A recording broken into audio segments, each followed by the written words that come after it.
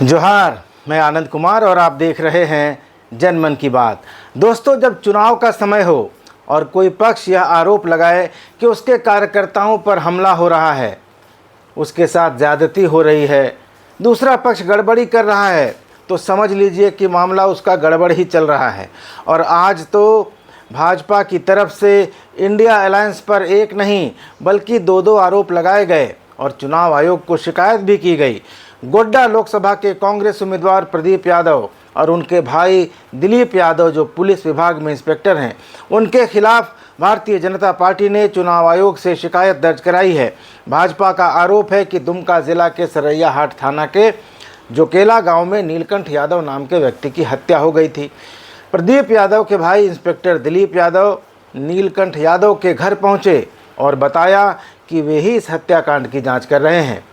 भाजपा ने पूछा है कि दिलीप यादव किसके कहने पर नीलकंठ यादव के घर गए थे। बीजेपी का कहना है कि 2005 से ही दिलीप यादव का तबादला हमेशा चुनाव के वक्त ही गोड्डा में कर दिया जाता है। क्यों किया जाता है, इसकी भी जांच होनी चाहिए। और भाजपा के प्रतिनिधिमंडल ने, जिसने चुनाव आयोग से शिकायत की है, उसने मांग की है कि गोड्डा से कांग्रेस के उम्मीदवार प्रदीप यादव, उनके भाई इंस्पेक्टर दिलीप यादव और इस पूरे प्रकरण में शामिल लोगों की जांच की जाए।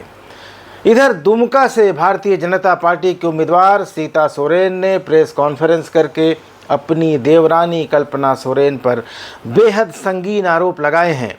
उन्होंने कहा कि कल्पना सोरेन के इशारे पर उनकी बेटियों पर हमला किया जाना था।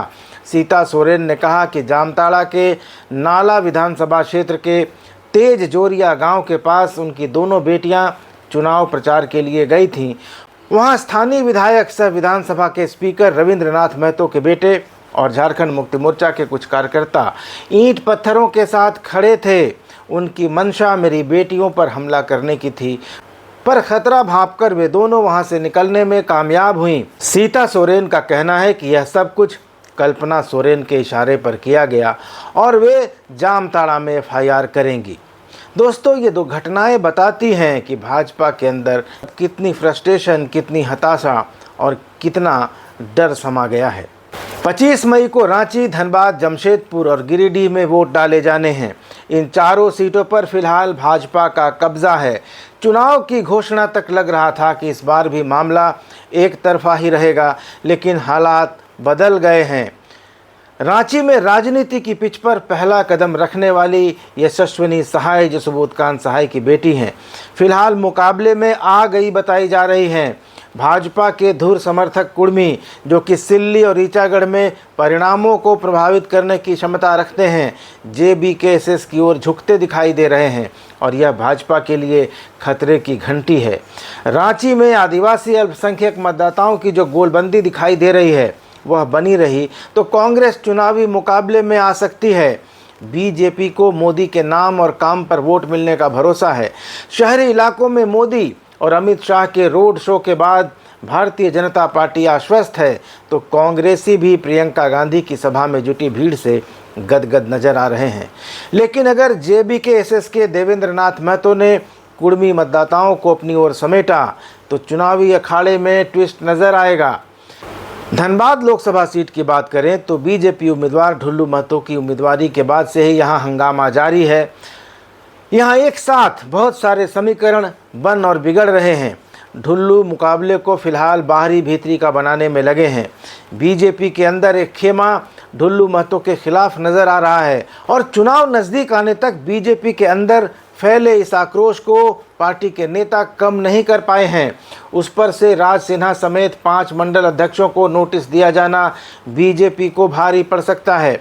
इसके अलावा ढुल्लू महतो के खिलाफ लोगों के अंदर भी आक्रोश है, उनकी छवि को लेकर गुस्सा है, जो उनके लिए नुकसानदेह साबित हो सकता है। ढुल्लू के नियंत्रण वाले टाइगर फोर्स पर चुनाव प्रबंधन को हाईजैक करने के आरोप भी लग रहे हैं। तो मामला धनबाद में भी एक तरफा नहीं है। धनबाद दोस्तों वही सीट है जहां पीएन सिंह ने 2019 में 4,86,000 वोटों से जीत हासिल की थी, लेकिन आज उस सीट को लेकर कोई भी यह दावा करने की स्थिति में नहीं है कि भाजपा जीत ही जाएगी। इस सब के बीच कांग्रेस की अनुपमा सिंह ज़्यादा से ज़्यादा मतदाताओं तक पहुंच बनाने में जुटी हुई हैं। अनुपमा सिंह के समर्थन में उनके समाज के लोगों ने मोर्चा संभाल लिया है और ख़बर ये भी है कि सामाजिक गोलबंदी में दलों की दीवार को भी तोड़ने की कोशिश हुई है। हालांकि सवर्णों की बात करें तो स्थानीय भूमिहार जो चंदन कियारी के इलाके में काफ़ी ज़्यादा हैं, उनका झुकाव ढुल्लू की तरफ देखा जा रहा है, क्योंकि ढुल्लू लोकल हैं और मासस और JBK-SS के उम्मीदवार भी अपने अपने प्रभाव क्षेत्रों में मतदाताओं को अपने पक्ष में गोलबंद करने में लगे हैं। यहाँ के चुनावी समर में बाहरी भीतरी के साथ साथ अगड़ा पिछड़ा का कार्ड भी खूब खेला जा रहा है। दोस्तों, गिरिडीह की बात करें तो यहाँ जयराम महतो ने सारे चुनावी समीकरण उलट पुलट करके रख दिए हैं। यहाँ मुकाबला सबसे ज़्यादा रोचक होने जा रहा है। रोचक इसलिए क्योंकि यहाँ आजसू और JMM की लड़ाई में JBK-SS के जयराम महतो कहीं बाजी मार ले जाएं तो बड़ी बात नहीं होगी। ग्रामीण इलाकों में जयराम महतो के समर्थन में क्या युवा, क्या बुजुर्ग और क्या महिलाएं सभी मुखर दिखाई दे रहे हैं। जयराम महतो के समर्थकों का दावा है कि उन्हें कुर्मियों के अलावा भी सभी धर्मों और जातियों का समर्थन हासिल है।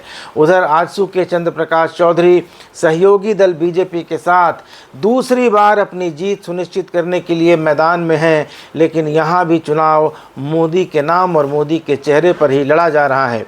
वैसे गिरिडीह के लोकसभा क्षेत्र में आजसू का अपना भी मजबूत संगठन है और उसका भी लाभ आजसू उम्मीदवार को मिल सकता है। जहां तक JMM की बात है, मथुरा महतो अपने परंपरागत वोट बैंक के भरोसे चुनावी नैया पार लगाने में जुटे हैं। JMM को आदिवासी, दलित और मुस्लिम वोटों के साथ साथ कुर्मी वोटरों का साथ मिलने का भरोसा है। पूर्व मुख्यमंत्री हेमंत सोरेन के जेल जाने का मुद्दा भी इस इलाके में छाया हुआ है। ऐसे में गिरिडीह में एक दूसरे के वोटों में भारी सेंधमारी से कौन जीत का रास्ता बनाएगा, यह कहना बहुत मुश्किल है।